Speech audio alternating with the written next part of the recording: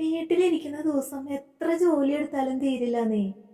മേലെഴുതാൻ ഒരു നൈറ്റ് എടുക്കാൻ നോക്കിയതാ. ഇതാണ് അലമാരയുടെ അവസ്ഥ.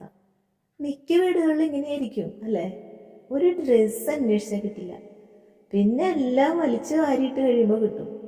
പിന്നെ വീണ്ടും മടക്കി ഒതുക്കി വെക്കണം. ഇത് തന്നെ പണിയല്ലാതെ എന്താ.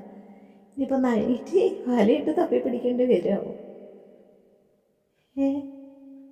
അമ്മയുടെ സാരി അല്ലത്, അമ്മയ്ക്ക് ഏറ്റവും പ്രിയപ്പെട്ട സാരി.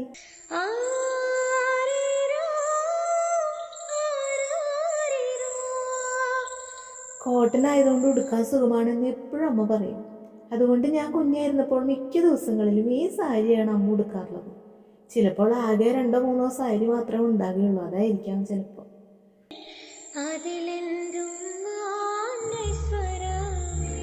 കരയുമ്പോൾ സാരിത്തുമ്പ് കൊണ്ട് കണ്ണീർ തുടയ്ക്കുന്നതും മുട്ടുപൊട്ടി കരഞ്ഞു വരുമ്പോൾ സാരിത്തുമ്പ് കൊണ്ട് മുറിവ് ഒപ്പിത്തരുന്നതും ഇന്നലെ കഴിഞ്ഞ പോലെ തോന്നുന്നു.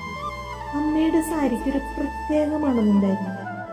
സ്നേഹത്തിന്റെയും സുരക്ഷയുടെയും മണം. ഇന്ന് എനിക്ക് ഇഷ്ടമുള്ള വില കൂടിയ ഡ്രസ്സുകളും പട്ടുസാരിയും വാങ്ങാൻ കഴിയും. പക്ഷെ ഈ പഴയ കോട്ടൺ സാരി നൽകുന്ന തണലോ ആത്മവിശ്വാസമോ മറ്റൊന്നിനും നൽകാൻ കഴിയില്ല. ഞാൻ ഈ സാരി ഒന്ന് ഉടുത്തു നോക്കട്ടെ.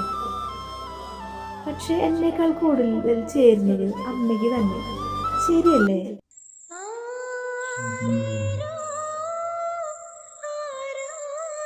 വില കൂടിയ പെർഫ്യൂമുകൾക്ക് പകരം വെക്കാൻ കഴിയാത്ത ഒരു സുഗന്ധമുണ്ട്. അത് നമ്മുടെ അമ്മമാരുടെ ഈ പഴയ സാരികൾക്കാണ്.